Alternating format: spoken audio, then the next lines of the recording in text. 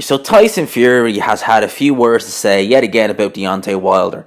This is coming in the wake of Deontay Wilder saying that he'd like Tyson Fury to step aside and let him face the winner of Andy Ruiz versus Anthony Joshua, the winner of that rematch, obviously. Deontay Wilder obviously feels that he wants to be undisputed, and that's just something that he's looking to basically get. So he wants the winner of Ruiz versus Joshua, and if it was Andy Ruiz, I would imagine that Al Haymon would want that as well. I'm sure he'd want an undisputed champion if it was that. One thing I'll say about the Joshua Ruiz rematch, I don't know why. I genuinely don't know why. But something is just telling me. I just have this nagging feeling that rematch isn't going to happen. I don't know why. I just have that. I had a stronger feeling, and obviously I was right, but I had a stronger feeling about Yard Kovalev happening than not happening. I know a lot of people said that they didn't see that fight happening. I actually kind of thought, once I heard the announcements get made, I was like, no, this fight's happening. But this fight, I don't know. I just have a bad feeling about this, that this isn't going to happen, that something is going to come up, more than likely on the Ruiz team side, and we're just going to see this either delayed or not at all. I don't know why. I just have that feeling about it. But back on track here. Excuse me.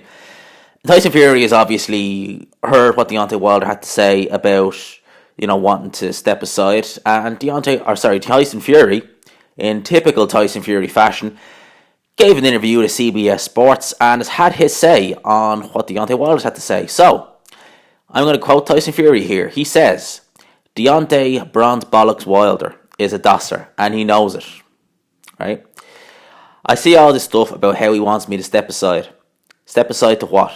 He's terrified of the Gypsy King. He couldn't beat the Gypsy King when I had 3 years out of the ring on alcohol and drugs. How the fuck is he going to beat the Gypsy King now? I've been training for 2 years. Come on. Step aside?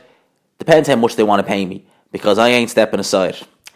That's not quite how it works, and it's very costly work. I don't really care what Wilder said. I'm not interested in what Wilder says, or any of these boxing bums. I really ain't interested. It's sticks and stones. They can fuck me, they can hate me, or they can date me. But at the end of the day, they all want to be me. That's what Tyson Fury had to say on Deontay Wilder. So very interested, some choice words there.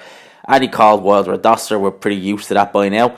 And Tyson Fury, this is coming in the wake of his fight this week, this Saturday night. It'll be Sunday morning here in Ireland, against Otto Wallin.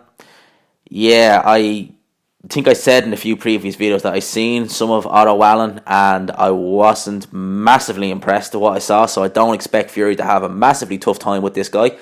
But you never know. They were old highlight videos, to be fair, so it'd be interesting to see. But I'm struggling to find full fights of Otto Wallin. Like, I know he fought Adrian Granat, but I can't find that fight anywhere. Not on YouTube, not on Daily Motion, not anywhere. So that's my thoughts on that. Thoughts on what he had to say about Wilder and the step aside.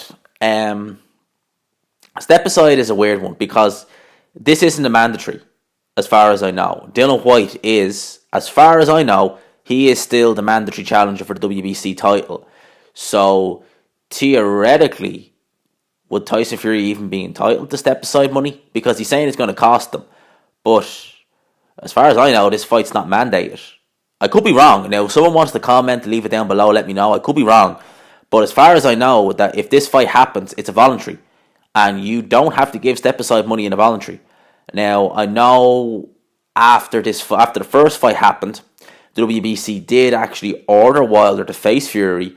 But obviously Fury decided, no, I'll face Tom Schwartz, with the intention of making the Wilder rematch.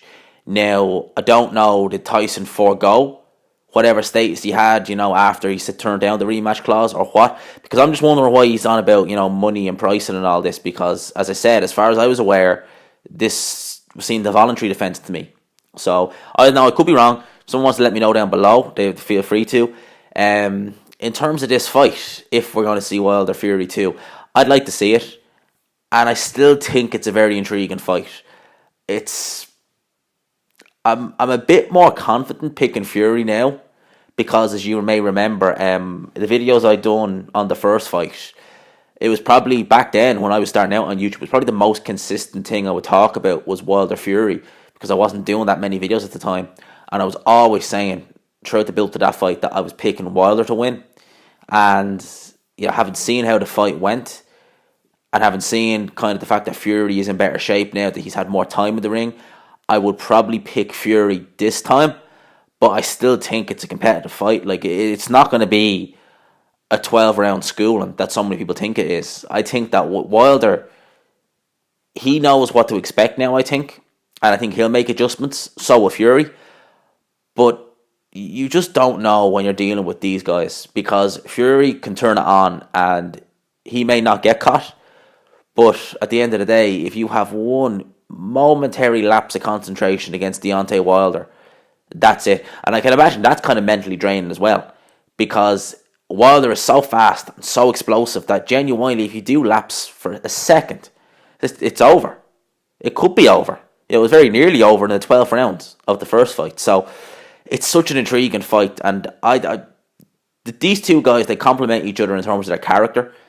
In terms of the style, I mean, like, the fight wasn't necessarily the greatest. I think people really remember the 12th round and remember how amazing that was, and it was. It was one of the most jaw-dropping rounds I've seen in a while. In terms of stylistically, they don't really tend to suit one another that well, because Fury's more the boxer, Wilder's kind of, especially when he fights tall guys, he'll wait, be patient and look for an opening. So, you know, it might not be the most entertaining fight, but it's just intriguing. And when you're dealing with Wilder especially, like, I love watching Wilder fight, because you just never know when that right hand's going to detonate and what's going to happen. So, again, I'll be looking forward to this fight. I hope it happens. I would like to see Undisputed as well. But as I said at the start of this video, I don't know. I a bad feeling about Ruiz and Joshua. I just, for whatever reason, I just don't think the fight's going to happen. I could be wrong. I don't know. But it just, with all the, you know, BS that's happened, you know, the lead up to this, with, you know, Ruiz, Team Ruiz, it's Al Heyman, really. It's not Ruiz, I don't think. It's a weird one, so be interesting to see what happens there. But let me know what you think down below. Hope you enjoyed this video. If you did, please leave a like. Subscribe if you're new. And as always, actually, before I go, I'm going to leave a link in the description. So I started a Instagram page for this channel.